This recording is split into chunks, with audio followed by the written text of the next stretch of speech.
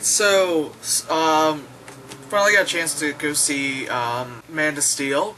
There was a lot of Asians in the theater. I felt quite uncomfortable. I felt quite uncomfortable. Like, there's one too many of you guys. What me is not enough. I don't need the group of you as a friend in front of me. Then the couple people next to me. The theater was practically packed with them. When I went in to meet up with my friend, they were all just kind of like, bah! I was like, ah! I'm not one of you! Well, yes, but then no! You know? Like, I went to go see this in regular. I didn't see it in IMAX or IMAX 3D. Judging by the trailer, it had a lot of, like, dark, literally, like, visual dark moments and, you know, whatever, like, dark moments. So I was like, alright, 3D is not gonna be cool with that. And I'm actually glad I didn't see it in 3D because, well, 3D and in IMAX, because there's a lot of shaky cam. And I've said this 1,000 times, shaky cam makes me very, very nauseated. But to kind of quickly summarize before I go into further detail, this movie surprised me because it was a lot better than I thought it would be. But still, I didn't think it was, like, amazing. But again, I'm not really that big of, like, a Superman fan anyway. But it's one of those things where, like, everyone knows his story. You know, it's like Spider-Man. Everyone knows how he became to be, you know, that kind of shit. Like, you know. But yeah, like, I seriously expected for, like, it to be, like, seeing the trailer, it looked nice, it looked, you know, visually nice, and seemed kind of emo. I remember thinking just, like, you know, a lot of, like, Superman just kind of standing there, and he's just kind of, like, walking around, like, you know, like, ice, and he's just kind of like, ah, shit, I'm Superman, I got people to save, fuck, you know. But it was a little bit better, like, you kind of, they went into, like, the heart of Superman kind of thing, you know. It went into, like, the fights, like, you know, they were actually showing Superman fighting rather than, like, saving a kitten, like, in a tree kind of shit, like they did in the previous movies, like a quest for peace, going against freaking, like, was it Nuclear Man or Solar Man, whatever the fuck shit it was, you know, powered by the sun. But the moment he's in slight shadow, he's like, ah! Like, didn't move, kind of, yeah, that fucking dumb shit. Yeah, so the guy playing Superman looks very much like Superman. I'm very glad they didn't do that little shitty spit curl fucking thing. Because I'm like, I'm sorry, just stop. Just don't do that, you know. He looks like, he has that chiseled, like, all-American chiseled chin, and he had, like, the cleft and everything. In the scenes where he had a beard, it kind of looked like he was glued on. Like, it was just kind of like, you know, especially, you see in the trailer where he's, like, in water, and it just seemed kind of like, yeah. Michael Shannon was great, you know, of course. And I remember, like, there's one part where I'm watching the movie, and I'm just, like, kind of just staring at Michael Shannon's face. And just thinking, like, he kind of looks like Frankenstein, because his face is very square. And then that haircut he had, too. So he looked, and he, the way how he was, like, talking, just, like that, just, like, very stiff. You know, and very like, literally, like that. He made me think of, like, Frankenstein. I was just like, sure, why not? Yeah. Detective Stabler was in it. Christopher Maloney is in it, but you kind of saw via the trailer. And, what do you call that? It was great. It was cool, like, seeing him in a motion picture that wasn't like Harold and Kumar, you know? Like, he's, like, in a serious role kind of thing. They really wouldn't say his name. They wouldn't say Superman because, of course, there's no one. It's like, it's not like he calls himself Superman, you know, that kind of thing. Of course, it's one of those like, oh, they gave him the name kind of thing. Like you saw one of the trailers, like where Amy Adams was about to say Superman. It did that whole like feedback thingy, and we were all like, really? But some military guy said, he was like, oh, you know, with Superman. He's like, well, he's like, oh, that's what we're calling the alien. Superman. We said it a couple times, that was it. Which I'm glad, you know. They didn't have to, like... I'm glad it wasn't cheesy with, like, a little kid being like, he's like a Superman kind of thing. Because, oh, you know, like... So at the beginning of the movie, it's showing, you know, like, Krypton, you know, like, ending. Exploding, all that stuff. Imploding, whatever. You see Russell Crowe, you know, and then, like, his wife and all that stuff, and, you know, of course, they're like, okay, the story, you know, okay, Clark put into a capsule, pew, to Earth. We all know that. So, of course, there's all this shit between him and Zod, and yada, yada, yada. And then, so they're like, okay, the Grand Ole Opry, really. The group of old people, I'm just gonna just summarize. I'm just not gonna use the correct terminology. They're like, Zod, you and your people are gonna be, like, put into, like, stasis for, like, 300 cycles, blah, blah, blah.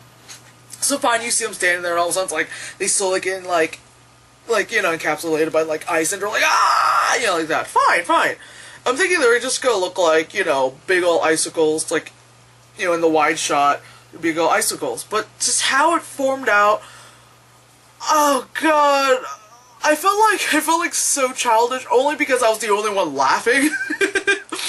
Because when they did the wide shot and all of them were just there, but they were like encapsulated in big fucking black cocks. Okay?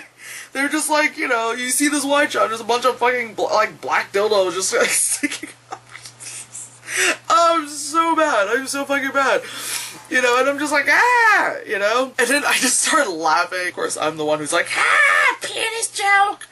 Because they're always funny. A lot of the stuff you see in the trailer where they're talking about, like, young Clark Kent, a lot of it is via flashbacks. It starts off with him, like, as an adult already. He's in an episode, Deadliest Catch. So then, you know, he could, because he's Superman, he could, like, just swim, he, like, gets off somewhere. You know, it's the whole, like, oh, I'm, you know, kind of, like, half naked in my, you know, shredded up Hulk pants. And then you're like, oh, look, clothes on a clothing line. Of course, the usual, like, yeah, apparently this person in this house apparently wears the same exact size as me, even though I'm this bulky-ass guy. Fine.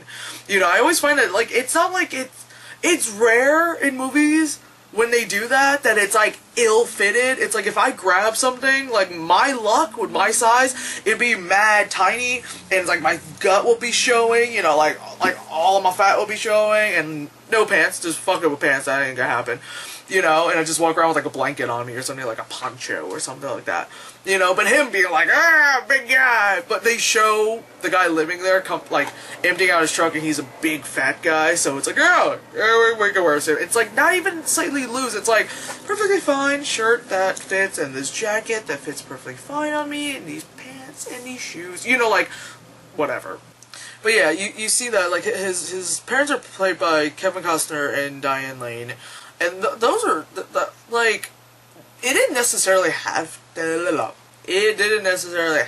to have been known actors and actresses, like, them playing those parts. But it was, like, kind of nice, because it's, like, you kind of, in a sense, you know them, because this guy is new, you know, so it's, like, at least there's the familiarity. There was one shot, randomly, I think towards the end of the movie, where he's, like, looking up and he's, like, straining, and it's like for a split second it looked like he kind of slightly morphed into Christopher Reeve. It was really, really weird. I was like, why? I love how there's, like, this special thing in Krypton, and it's, like, it's called Codex, and I, like, kept thinking it was, like, computer codex, and I was just, but it was like, he, you know, Russell Crowe's holding part of a skull, and I'm just like, that's not what a codec is. Yeah, it's just me being an idiot. A lot of, like, the fight scenes were very, like, Matrix Revolution, Matrix 3 kind of thing. Mainly because it's like two big forces going against each other. So anything they hit, it just, like, practically explodes. There's so much, like, Michael Bay explosion shit going on. It's so much destruction, so many buildings topple over. You kind of want to be like, okay, Superman, we're going to send you the bill, and we're going to need you to pay by Tuesday. You know? Like, and now. Because it was crazy. I think it was more destruction than all three Transformer movies, and that's saying something. You know, under, like, armor and whatever shit, everyone's wearing, like, that kind of Superman suit. And, you know, so there's some explanation saying, like, you know, like, in the trailer you see he says, like, the S doesn't, it's not really an S, it means a symbol of freedom. It's just like a symbol, but it looks like an S kind of thing. It's like, okay, fine. And you see how, like, you know, it's got the obviously blue suit, and it's red, and the part, like, in, like, the negative space, where the S is supposed to be yellow, but since it's kind of more, like, ground in reality kind of thing, it's not very bright yellow, it's like a light pale yellow, which kind of looks kind of white, like they're trying to go for that red, white, and blue, like, America thing. And there was even a part towards the end where they're like, how can we trust you, like, one of the military guys, actually, oddly enough, who was in the Matrix movies, what do you call that, asked him, like, how can we trust you kind of thing, and, you know, this America kind of shit, and he's like, He's like, I was raised in Kansas. You can't get any more American than that. And I've been here for 30-something years. And I'm kind of like, it just made me go, fuck you. Fuck you, okay? Fuck you. That part was kind of like, you know. But yeah, like, the fight parts were cool. But, like I said before, the shaky cam thing was like, after a while, I was just like, alright, I'm just gonna... Like, I had to kind of watch it with, like, one eye kind of thing. And the noise was fucking ridiculous. There was one part where, like, it just kept happening. I just sat there like this. I was just like watching it. And, like, in general, I have sensitivity to light and sound. And when you do that with a movie and it's, like, extra, I'm just like, fuck. Like, I don't watch it like this. Like that. It was just... you know, it just made me feel like, yeah, which again, if I saw that in 3D and there's shaky cam, I'm like, what was the fucking point? It would have made it worse for me. And then in IMAX, I would have fucking died, you know, yeah, towards the end, you know, Clark is like, oh, I'm gonna try to be normal again, so here comes him, like, getting a job at the Daily Planet and putting on the glasses, and Amy Adams obviously knows who he is, because he's the same fucking guy with glasses, but when the movie ended, it was very Christopher Nolan because there was no title card in the beginning of the movie. It happened at the end. Anyway, I'm gonna move on to trailers. I'm gonna just keep talking.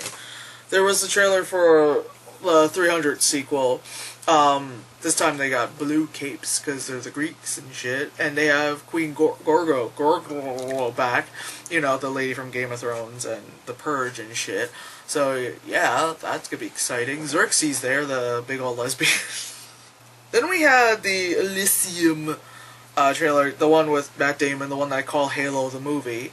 After that was the trailer for Catching Fire, you know, second book to Hunger Games. And, you know, I'm going to go see it just because I saw Hunger Games, and this is going to be one, like, definitely would fill up, and it's going to be us being idiots in front of the camera. As always, probably my main interest is just going to be costume and set design.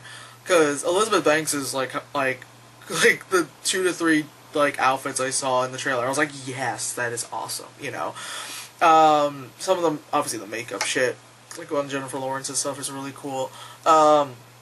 This one gets like mad real. They're just like, oh, you know, like people, like old, it's like you're seeing old people getting beat up and shit, and you're like, the fuck, and then it's like the trailer's like, they're like, I don't remember what it says. All I remember is the word revolution, because all I kept thinking was like the revolution will not be televised thing, and I'm just seeing this going like, wow, this took a darker turn than it already was. But anyway, just gonna go see it because I saw the first one. It's, yeah. After that was the R.I.P.D., you know, the one where it's kind of like Men in Black for Dead People, you know, with Ryan Reynolds. It looks cool, but I think it's gonna be one of those where it's like, you know. And then the trailer for Turbo, the one with like snails and stuff. And Ryan Reynolds is the voice of a snail. Like, alright. And then the last one, they did show the Hobbit trailer for The Desolation of Smeg. I'm just being an asshole. But yeah, that was, shit. That's what I know. I should finish this review. So yeah. The Hobbit trailer, I squealed like a bitch because, of course, my bag here says The Hobbit on it. Anywho, I'm gonna get going. I really need to eat, and I have work tomorrow really early. Yay! Yay for switching to a new place and having your sleep schedule be fucked all over again when you had 6 months of a correct sleep schedule. Yippee-ki-yay. Anyway, bye.